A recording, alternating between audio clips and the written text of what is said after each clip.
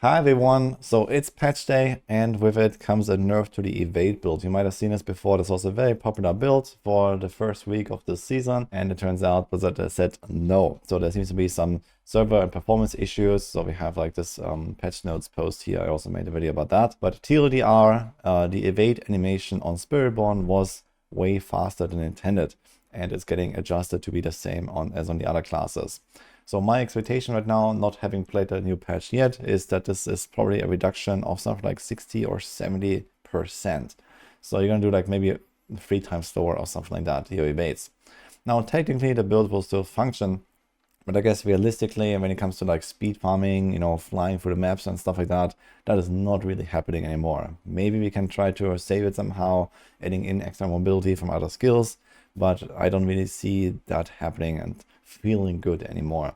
So yeah, for now, I guess a lot of people are preparing to play some other builds, and this is mostly what this video is about. Here I want to show off a few of the things that I've been playing lately and give you some of the options. A lot of people ask me daily, what is the next build in line? Like, what should I play now that Evade is being changed and so on. So I kind of want to show off a few of the things and maybe give you some inspiration here. So the first thing is actually something that I've started yesterday and tried a little bit. This is Rake. It's actually very fun. Now about Rake, Rake is actually the weakest core skill on the Spiritborn, I would say.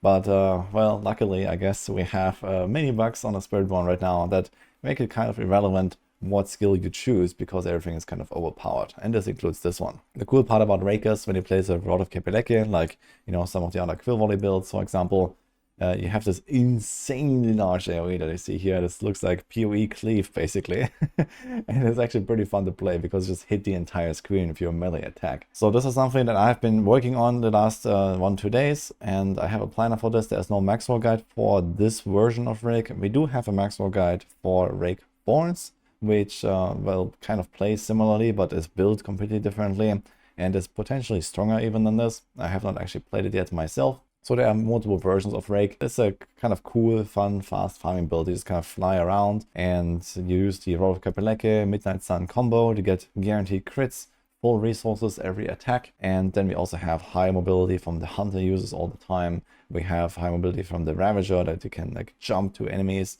So you kind of like jump forward as you run through the map and you like kind of pounce at the enemies, which makes it like very fast and fluid when you play this. So personally, I'm having a blast with Rake, and I can recommend this if you like to play the Jaguar style at least.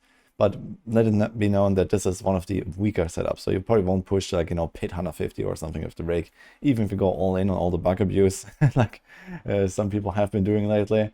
And it's definitely a bit weaker, but as you see here, I'm flying through like tier 88, my gear is not optimized, and this can probably go to the point where I can farm 90 plus, maybe hundreds or so pretty comfortably. And this is really all you need anyway. So very fast and fun. Next, we have the Andariels Spiritborn. This is something that I've been working on in the last few days and also made a video about already. This is more of a pushing build, I would say, but you can also make it pretty fast and farm with this. But you see here, I'm in 124 and I'm like blasting through the stuff. I've been going all the way to like 128. I think the potential of this is probably closer to like 140 or so. And it definitely goes very high, this build. But you need an Andariels Visage for this. This is built very differently from most of the like, common meta setups around Quill Volley or Crushing Hand or something like that. It's around Noxious Resonance, for example. The Andariel Helm is doing the poison procs, and then you exploit those poisons, and everything goes kaboom. So a very fun setup if you want to play something more poison based. You use Quill Volley here to actually trigger Andariels. This is just like a carrier for the lucky hit. Can also recommend this. So if you want to check this out, there's a video and a planner as well.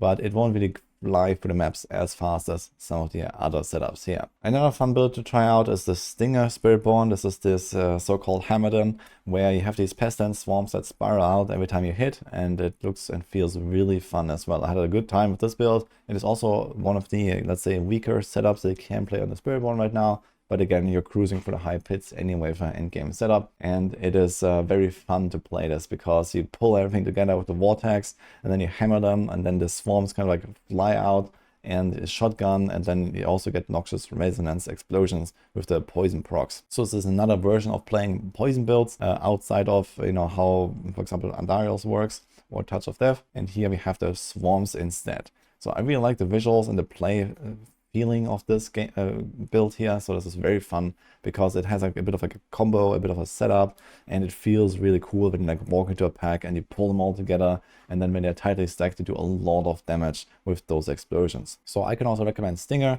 It doesn't push as high as some of the other builds as well, but again, you see here we're cruising through the 90s, and it's just totally fine setup, I think. So I have a guide for this on Maxroll actually, and that is the Stinger Spiritborn guide. There's also a leveling version of this if you want to level a new character. Leveling wise is actually very nice, and then later off, yeah, it doesn't benefit as much from the bugs that some other builds do, and like this, it doesn't push like to like the crazy numbers, but yeah, you can easily get your glyphs to 100 plus and push a bit beyond that as well. So I had a good time with this. Then we have the Crushing Hand. This is actually my favorite so far in the season, and I gotta say also one of the strongest builds we can play now. So after Quill Volley, I would say Crushing Hand is the next in line when it comes to pushing potential. It has a lot of really high-end scaling with resolve stacking that you kind of naturally do with this build because of how the skill works. And then we also have the resolve stacking meta right now. A lot of builds are actually pursuing resolve stacks thanks to the redirected force bugs that are happening. And this build is kind of like massively benefits from that the most, I guess. And like this, you can also kind of similar to the Rake that you saw at the start, is the like flying through the maps. This also has the Roll of Kepeleke plus Midnight Sun combo, and the Ravager that makes you very fast and mobile. And then we add in like a jar rune for the teleports that you trigger like every few seconds, and you can, you know, jump and fly and teleport, and it's just super fun and fast. You have these big AoE smashes around you that hit like half the screen, and I had a really good time with this build. In fact, in some of those runs here, I was actually faster than with Evade.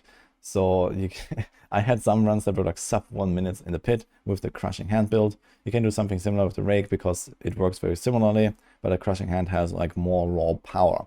So if you're looking for like a really cool farming build, I would actually say this is probably the best farming build after Evade, after the nerfs. So in that case, yeah, Crushing Hand is really the way to go if you want to be fast.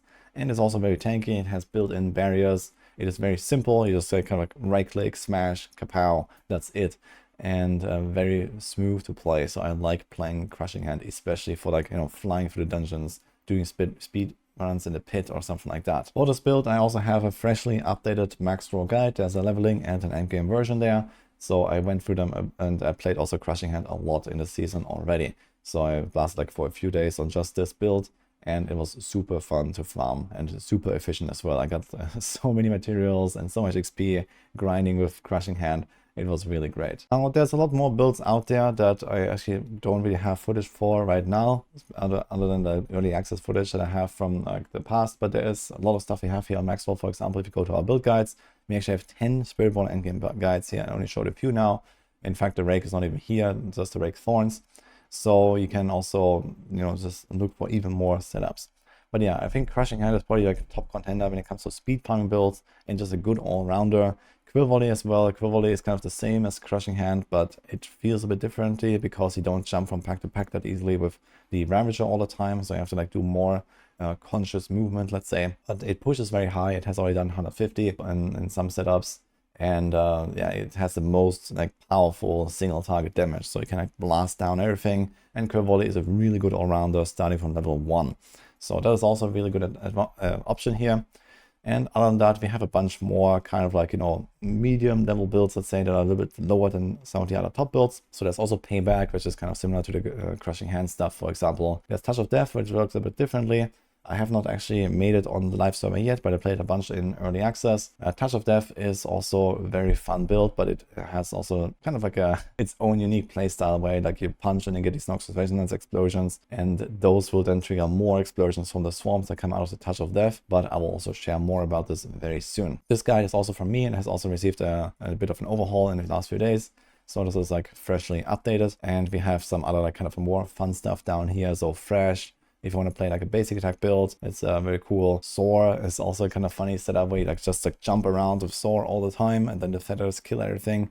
So that's kind of funny, but these builds are not as powerful as some of those that you have just seen. And there's also some other stuff here like Thorns, for example, Rock Splitter and the Rake, If you like to play Thorns, those are also kind of like decent options, but not as high as some of the other builds. The good thing is about many of those, especially core skill-based setups, you can actually change between them relatively easily. So when you're talking about, for example, Quill Volley, if you have built that already, or maybe you have like been working towards that as a backup or so, or like the Crushing Hand, they actually work very similar. Like most of the Paragon is the same, most of the items are the same in most cases, and they have kind of like similar skill and so on, similar like how to build them. So very often they go with the God of Kapeleke and the Midnight Sun, and as long as you have that combo online, and then like a few of the generic increases, you know, like Redirected Force and a good neck or something, and you can kind of like relatively freely swap between those different setups if you look at them here, at least the core skill based ones. So that's kind of neat about it, and you can also try out a few different things. Sometimes there are some adjustments, like you have a different helm or you have a different chest or so, but it's also not really the most crucial part most of the time. A lot of Spirit Bomb builds right now, because of the bugs, kind of go for most of the same synergies. Like you want to stack barriers, you want to stack resolve, and then more often than not, you also go for the primary Jaguar Spirit Hall. And like this, a lot of Spirit Bomb builds just kind of like get supercharged and do a lot of damage. So that makes it fairly easy to kind of like swap between the different setups, but also like just lowers the variety in the available options outside of like Thorns builds or some, you know, wacky stuff like Soar. But this is just how the class works right now until we get some bug fixes. In any case, I hope that this video helps you. So I'm gonna leave you with this. I'll have some links down in the description. Go check them out if you want to see some of the build guides here and some of the planners that I have been describing. Wish you good luck and see you guys next time.